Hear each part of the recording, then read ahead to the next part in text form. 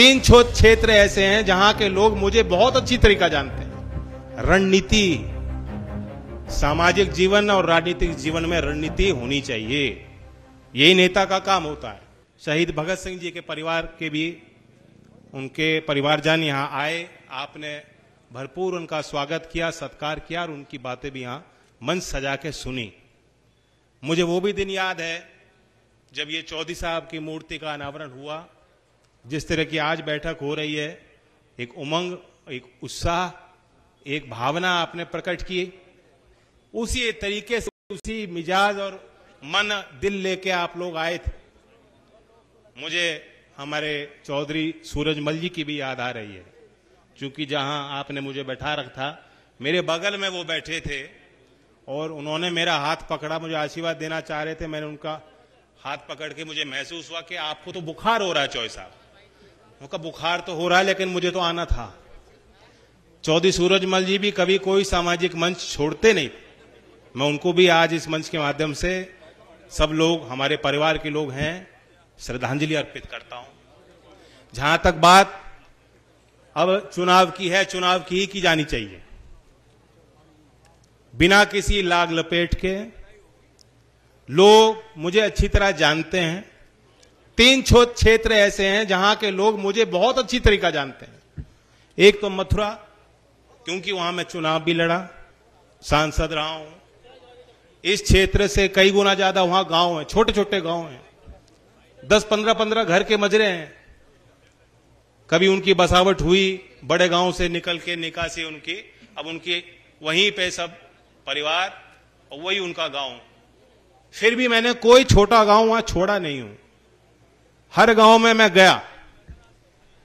उसी तरीके से बागपत क्षेत्र तो ऐसा है जो आप जानते हो, चौधरी चरण सिंह जी के समय से चौधरी अजीत सिंह जी वहां चुनाव लड़ते भी थे और जीतते भी थे। पिछला चुनाव में वहां से लड़ा हूं। तीसरा क्षेत्र यह आपका है, क्योंकि कैराना में जब बाई इलेक्शन हो रहा था तो मुझे लगता है कि इस क्षेत्र में भी कोई गांव अछूता नहीं रहा जिसमें हम और आपने जाके प्रयास न किया हो। तो आप तो मुझे अच्छी तरह जानते हो, कोई बात मेरे चेहरे पे या जुबान पे ना आए उससे पहले आप मेरी बात को इशारे के तौर पे समझ जाओगे। रणनीति, सामाजिक जीवन और राजनीतिक जीवन में रणनीति होनी चाहिए, यही नेता का काम होता है। शतरंज भी यहां खेलते होंगे, किसी को शौक है शतरंज का? तो शतरंज में एक ऐसी चाल हो कि प्रतिद्वंदी ये दिखाता है कि मैं कमजोर हो लिया और फिर मात दे देता है। कुछ हमारे साथ ऐसा ही करना चाहती थी सामने वाली पार्टी। जिनके साथ हम थे वो हमें बेगम दे रहे थे और राजा मारना चाह रहे थे। बताओ,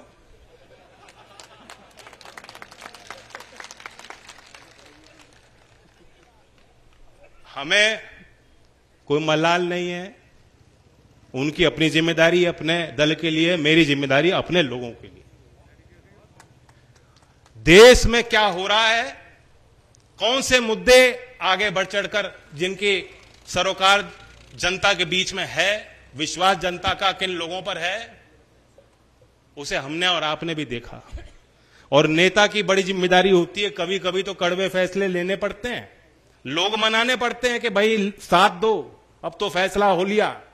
और कभी कभी ऐसा होता है कि जनता फैसले लेती है और नेता कहती है कि जनता ही सही है, मैं जनता के साथ चलूंगा।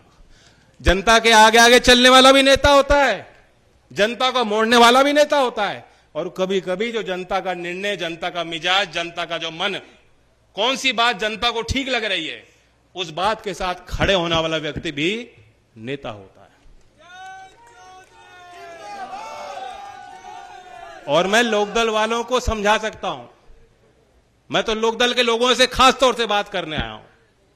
बीजेपी के उम्मीदवार हैं ही हमारे, लोकदल वाले पूरे अधिकार के साथ इनसे काम भी लेंगे और लोकदल के मान सम्मान और कार्यकर्ता के मान सम्मान के लिए हम कसर कर भी सकते हैं, ये कसर नहीं छोड़ने वाले। लेकिन मैं लोकदल के लोगों से खास तौर से बात यही करना चाहता हूं कि हमने और आपने तो संघर्ष बहुत किए। अब आप भी सोचिए, हमारे जो मुद्दे हैं, आप किसान की तरफ देखिए। किसान की अगली पीढ़ी जो है, चौधरी अजीत सिंह जी क्या हमारे क्षेत्र के लिए चाहते थे? वो चाहते थे कि यहां जमीनें तो इतनी छोटी रह गई, बंटवारे होते रहे, आगे भी होंगे। सामाजिक व्यवस्था कुछ ऐसी है कि खेती के लायक जमीन तो और कम बचेंगे। जब तक कोई दूसरा स्रोत खड़ा नहीं होगा रोजगार का, खेती से अलग हटके भी औद्योगिक क्षेत्र में बहुत विस्तार होने की जरूरत है। उत्तर प्रदेश में लास्ट चीनी का उद्योग चौधरी अजीत सिंह जी ने स्थापित किया, और उसके बाद कोई बहुत ज्यादा तरक्की हमने होती नहीं देखी।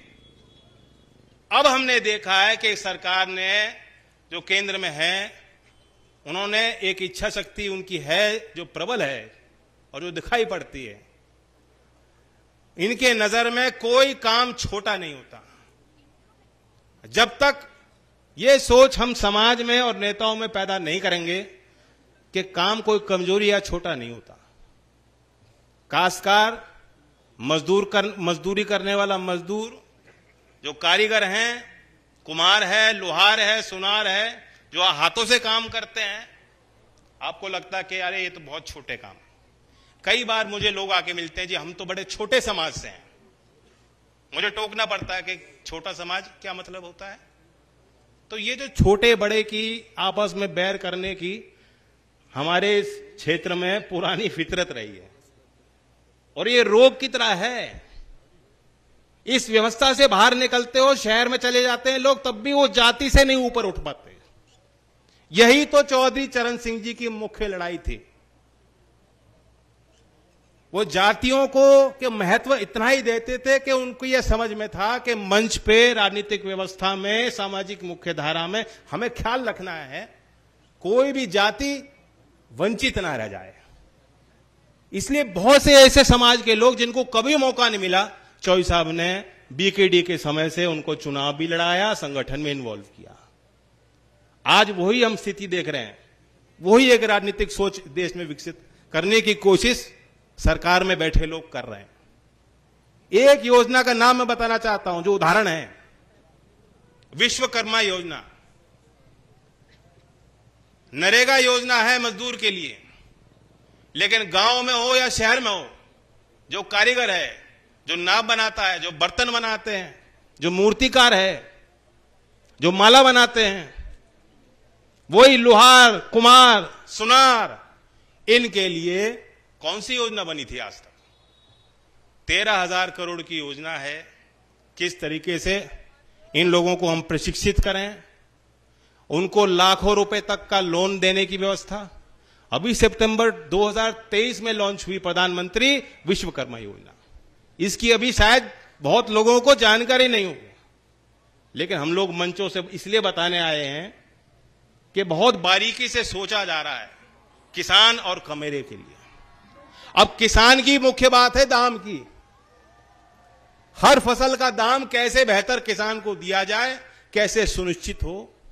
गन्ने की फसल की अपनी समस्याएं हैं। 5वीं बार 2020 के बाद भारत सरकार ने उसका प्रयोग किया है किसानों का बचाव करने के लिए। आपको मालूम है कि डब्ल्यूटीओ के नियम है, लेकिन 2020 में सरकार ने कहा नहीं, हम बड़े पैमाने पे किसानों से खरीदना भी चाहते हैं, उसका भंडारण भी करना चाहते हैं और उसका वितरण करना चाहते हैं। और अब फिर हाल में 5वीं बार भारत सरकार ने कहा कि धान की हमने total value of production $5300 crore है, और हमने उसका 12% यानी 10% को लांग दिया। 12% समर्थन अनुदान के रूप में, चाहे वो खाद की सब्सिडी हो, बिजली की सब्सिडी हो, या खरीद रहे हो किसान से, 12% तक हमने दी है। और भारत सरकार ने छूट मांगी है डब्ल्यूटीओ से। तो मंच पे कह देना बहुत आसान है, लेकिन भारत सरकार मेरी नजर में आज इन विषयों को लेकर बेहद गंभीर है। और जो सरकार चौधरी चरण सिंह जी को भारत रत्न दे सकती है,